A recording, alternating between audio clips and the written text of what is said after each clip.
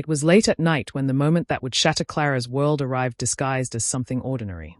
She had just tucked their son into bed and was folding laundry on the couch, her phone resting beside her. When the notification buzzed, she assumed it was her husband, Victor, reminding her about baby bottles or dinner plans.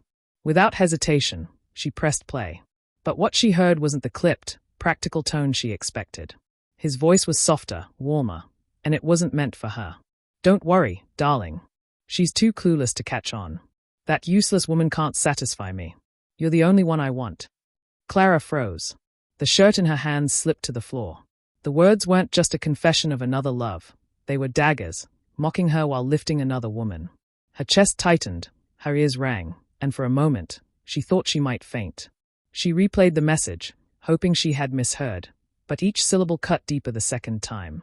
It was Victor's true voice, a softness he never gave her anymore, reserved only for the woman he thought was hidden. That night, she drifted through their house like a ghost. Every picture frame felt like a cruel joke. Their wedding portrait, the family photo in the living room, his jacket draped over a chair, all of it mocked her. She couldn't cry. No tears came. Just a numb, hollow ache.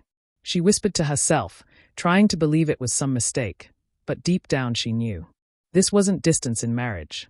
Victor hadn't been pulling away. He had been giving himself to someone else.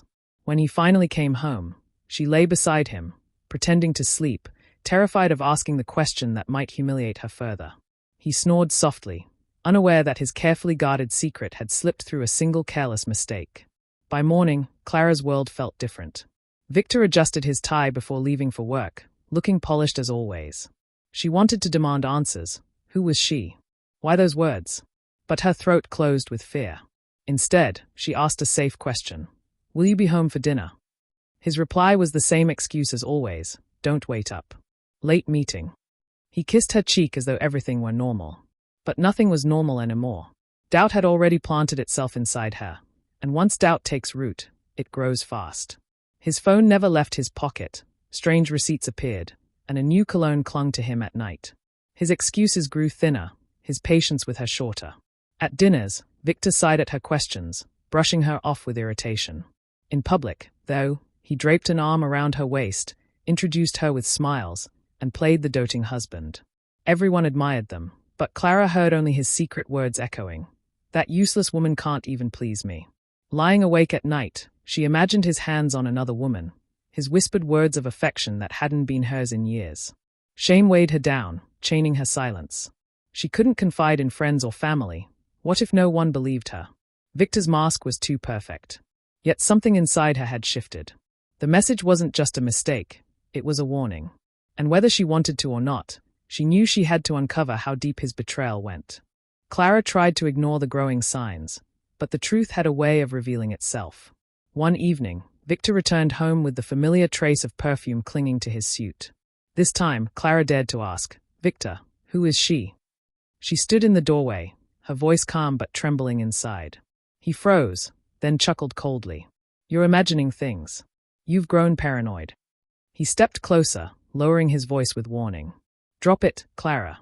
Don't start something you can't handle." His words chilled her more than any denial could. He hadn't denied it at all. A week later, the name fell into her lap.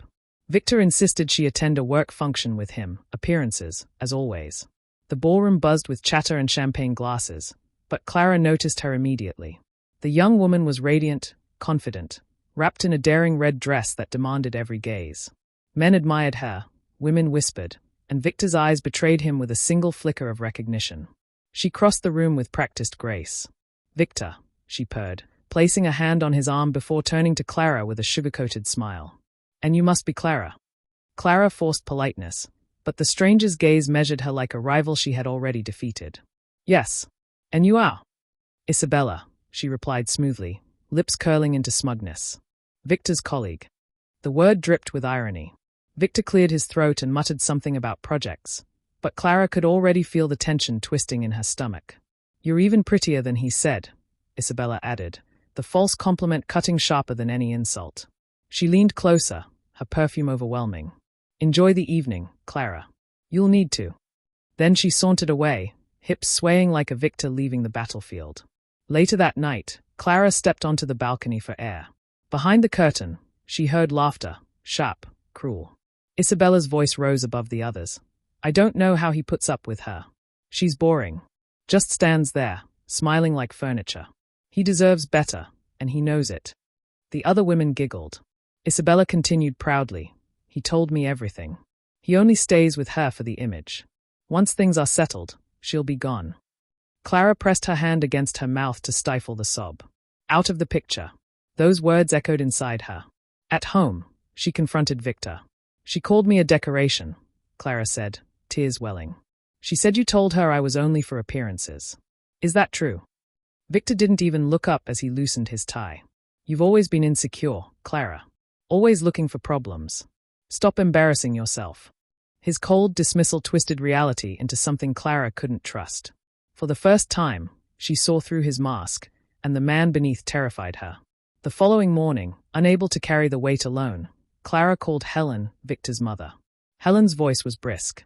Clara, what is it? I'm busy. Clara's voice cracked as she explained the message, the receipts, Isabella's mockery.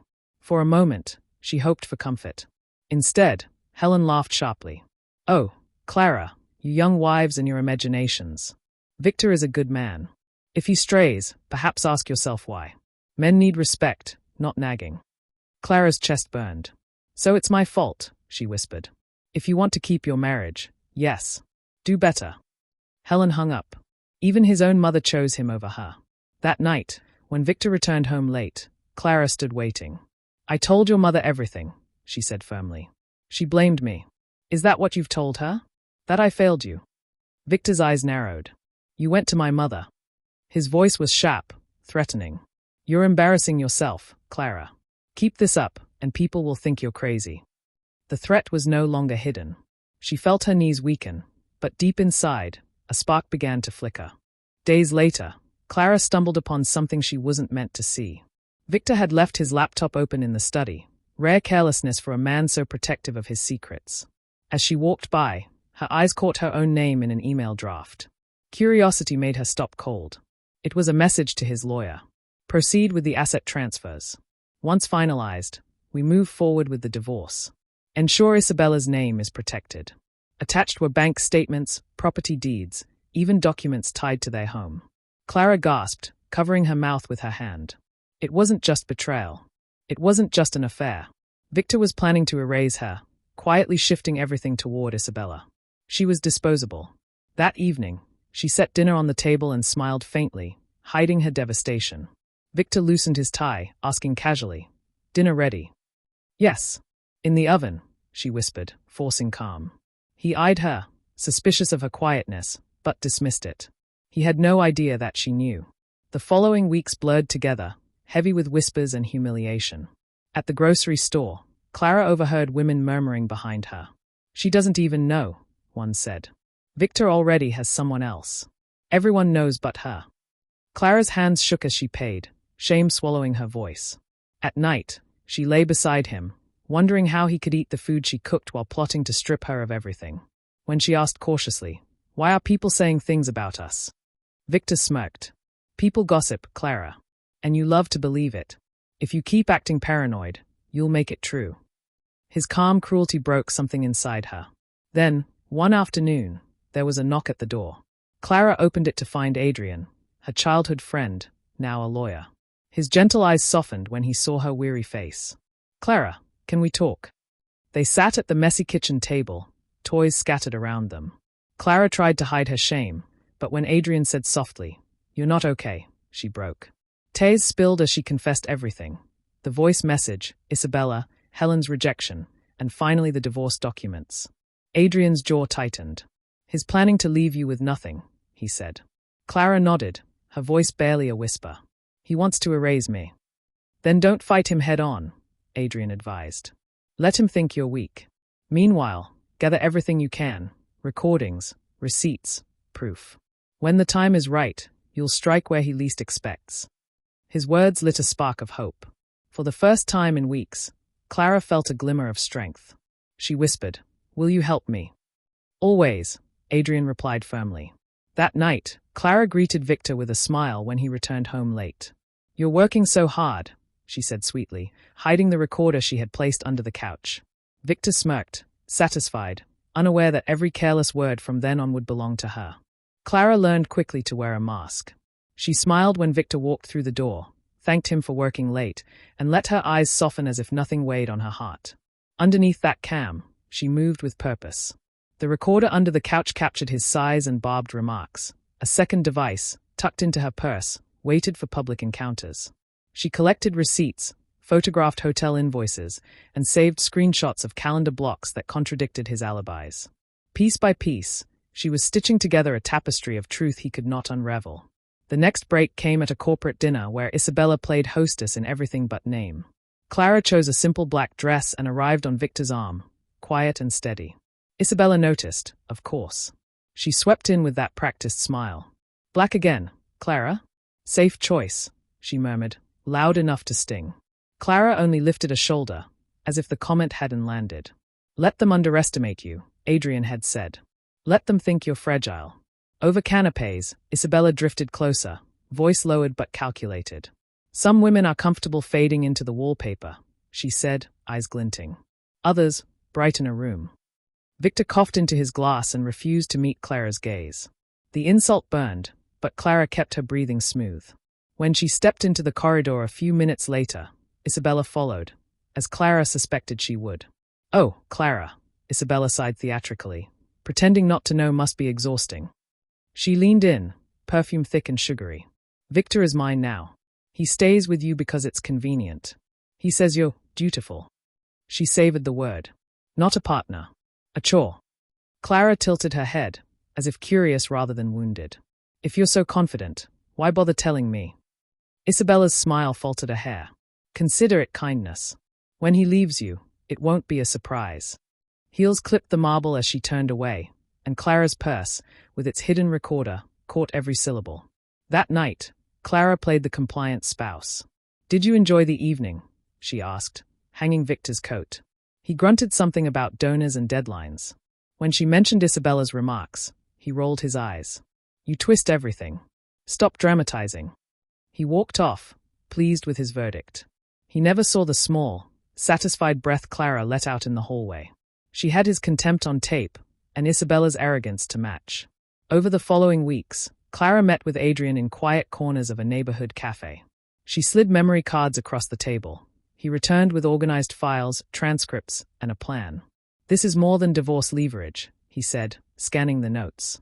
"It shows a pattern: humiliation, deception, financial maneuvering. The optics will matter, and so will timing." Clara thought of Victor's upcoming birthday, the yearly spectacle where he gathered colleagues, clients, and family to bask in admiration. "He wants a stage," she said slowly. "Then we'll give him one." Preparation became ritual. Clara rehearsed a toast into her bathroom mirror until her voice no longer shook. She backed up the recordings in 3 places and stored hard copies of financial documents with Adrian. She anticipated Victor's moves, the raised voice, the gaslighting, the sudden tenderness that always came when he needed to keep her compliant. She practiced answering each with quiet certainty. When the night finally arrived, the ballroom shimmered in gold and glass. A band drifted through standards. Flutes of champagne glowed like captured light. Victor swept in, radiating triumph, Isabella at his side in silver that clung like a promise. Helen floated from table to table, telling anyone who would listen how proud she was of her son.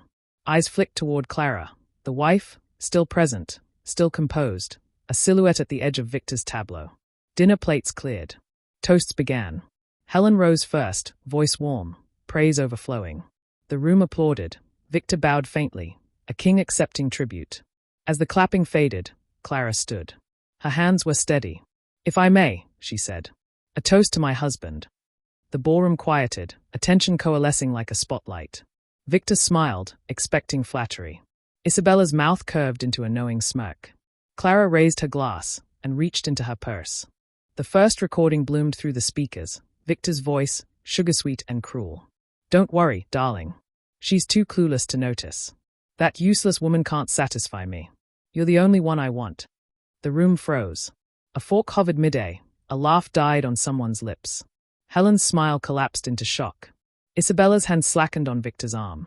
He went pale, eyes darting, as his own words ricocheted off crystal and marble. Clara let the clip end before she spoke, her tone calm as a measured heartbeat. "That," she said, "was sent to me by mistake." A ripple of whispers. She tapped again. Isabella's voice poured out, smug and unmistakable. "He says she's wallpaper, always there, never exciting. Not a wife. A duty." Gasps detonated across the table. Faces turned, some toward Clara with pity, more toward Isabella with open disgust. Victor surged to his feet. "This is out of context," he snapped, but the quaver in his voice betrayed him. "She's twisting. Out of context." Another voice cut in smoothly. "Adrian." He rose from a front table, a neat folder in hand. "Then perhaps these can help." He laid out copies, emails to a lawyer, schedules, bank transfers, property documents, the slow siphoning of a life. Murmurs swelled into a low roar. "Victor," a colleague said, horrified, "what have you done?" Isabella stood abruptly, color draining. "He promised me. That was all it took." Accusations erupted. "Homewrecker," someone hissed. A partner's wife shook her head, eyes cold. Helen pushed her chair back, fury and humiliation warring on her face. "Is this true?" she demanded at her son. Victor tried to rally. "This is a setup." But the authority had drained from him. No one believed the man whose voice had convicted him. Clara stepped forward, glass in hand but steady as stone. "Victor," she said, "I will be filing for divorce. I will seek full custody of our child. My home, my son, and my dignity are not yours to barter away. Not anymore." Victor's expression fractured, pleading where arrogance had been. "Clara, please. We can fix this. I made mistakes." She met his eyes without flinching. "You made choices." Silence folded over the ballroom, not the admiring hush he craved, but the heavy quiet of judgment. Clara lifted her glass one last time. "Betrayal doesn't destroy you," she said. "It reveals who belongs in your life. I refuse to be anyone's stepping stone." She set the glass down with a soft, decisive click. She turned and walked toward the doors. Behind her, the edifice crumbled, voices rising, loyalties shifting, the band's melody guttering into uneasy silence. Adrian caught up outside beneath the cool night air. "You did it," he said gently. Clara exhaled, a breath years in the making. "He did it to himself," she replied. "I just stopped hiding it." They stood a moment, watching the light spill from the ballroom like a stage going dark. "You're stronger than you know, Clara," Adrian said. She nodded, not in triumph but in recognition. Strength, she realized, had not arrived as thunder. It had grown in the quiet, in planning, in patience, in choosing not to break. In the weeks that followed, the fallout unfolded predictably. Victor's immaculate image stained, clients withdrew, associates distanced themselves. Helen called once, voice brittle, searching for a version of events that made sense. Clara replied evenly, "The version you heard is the truth." Isabella vanished from public view, her silver bravado dissolved. Papers were filed. Adrian guided Clara through each step with a steady hand and a clear eye for the future. Clara returned to the home Victor had tried to take. She opened windows, let fresh air sweep through rooms once heavy with pretense, and pinned new photographs to the walls, not of performances, but of small, honest moments with her son. Some mornings, grief arrived unannounced. Other days, light pooled on the kitchen floor, and she felt something like peace. One evening, after her son fell asleep, Clara stood in the doorway of his room. The hush felt different now, not empty but expectant.